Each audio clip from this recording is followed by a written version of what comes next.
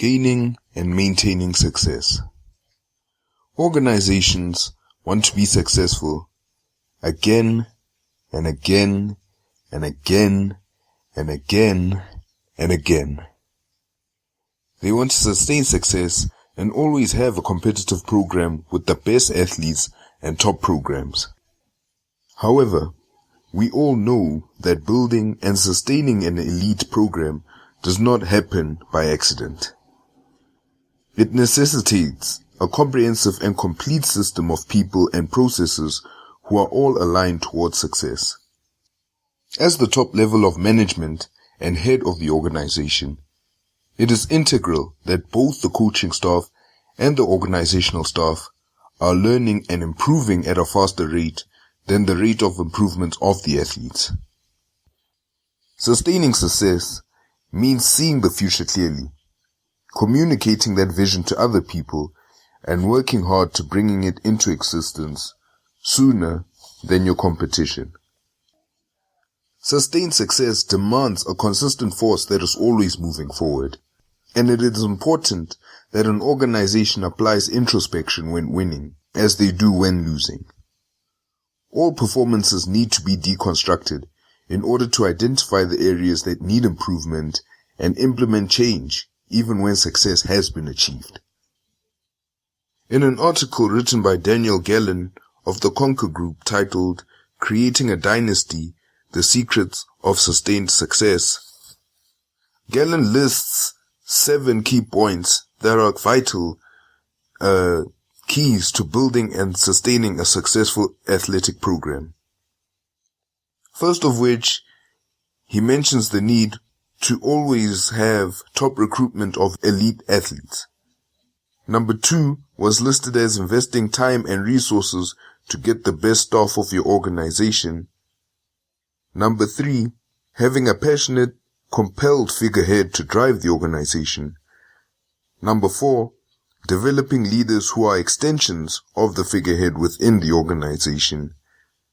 Number 5, knowing what your program stands for and structuring it, the practices and priorities around maximizing strengths and minimizing weaknesses.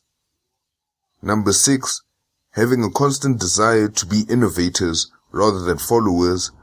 And finally, number 7, building a mental edge with an intensity and confidence that everyone within the organization can get the job done. But you know the saying, too much of a good thing can lead to be a bad thing. And in situations like this, there are problems to having constant success. Winning can change mindsets from the positive drive that brought success into a negative weakness that fails to sustain further achievement. This is because after winning, new pressures emerge. Number 1 of which being expectations. Teams are held to a new, higher standard and are expected to win again and again. Many end up being crushed by the weight of unrealistic expectations and fail to deal with the setbacks that come, forcing them to return to their comfort zone. With expectations comes the second problem, being microscopic attention. Winners attract greater attention, and without control can be a major distraction to the mindset needed to maintain success. I guess in situations like that, there are a number of things, mainly 4 points that I've read off that a coach needs to take, or rather, not just the coach, but the figureheads within the society, within the organization need to take in order to keep the motivation going for the winning culture to maintain its presence. First of which would be to find the team's purpose and chase it passionately. Taking time, thinking about the team's goals, and planning a way to achieve them, once again. Secondly, would be to focus on your own things. Analyze the team's strengths and weaknesses, and focusing on addressing said issues. Thirdly, committing to sacrifice and creating new habits, essentially becoming innovators. For example, we've seen this in the 95-96 season in the English Premiership when Arsene Wenger revolutionized the approach to coaching, more so like fitness and such, when he brought in dietary plans for his players. And you've heard testimonies from players such as Tony Adams who've said Arsene Wenger's impact led to that first championship since the days of Herbert Chapman and such. Another example I could give would be maybe Big Sam Allardyce's importance for the integration of the widespread use of game analytics, as he was amongst the first coaches who brought in this trend of getting game day opposition data and like using it to analyze their strengths and weaknesses and using it against them in such a manner that they could, rather than just playing to your own strengths and such. Fourthly, and arguably most importantly, it's not a matter of analytics or things such of that nature, but rather a mental issue, which is the power of visualization. Seeing, feeling, and believing that you can achieve what you set out to do. Best examples that I can think of being Klopp's vision at Liverpool. When he first came in, he said in 3 years, I'd be winning them the league, or rather an important trophy, which they've managed to do as recently as last season when they won the UEFA Champions League.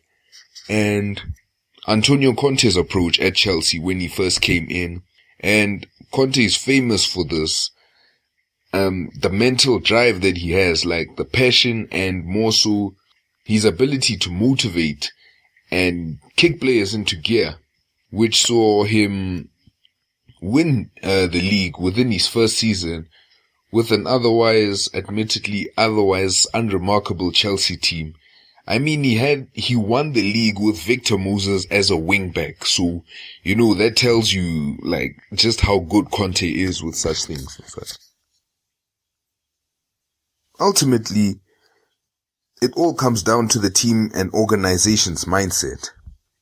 As I've read that there are 3 differentiations between those that make it and those that can't, aka the false positives. Number 1, there are those who reach the top because they believe that they can. Number 2, there are those who are capable of success but have difficulty dealing with the aftermath. And number 3, there are those who are simply happy to just be there. And to quote a famous line by a world famous UFC fighter, Conor McGregor, he famously said that he's not in the sport to take part in it, but rather that he's in there to take over. And eventually he became the biggest star that the sport has arguably ever seen. Team sport offers many examples of once-off champions, but far fewer repeat champions. When teams of the 2 types are compared and examined, the essential difference is that the teams able to manage the distractions of the sideshow are the teams that stay engaged in continual improvement. In the words of Andy Harrison, who is the program director for the Great British Cycling Team, there is no need to glorify the past, because the past is irrelevant. All that past success provides is the ability for us to be right here, right now, with the resources available to us. What may have worked before does not guarantee future success.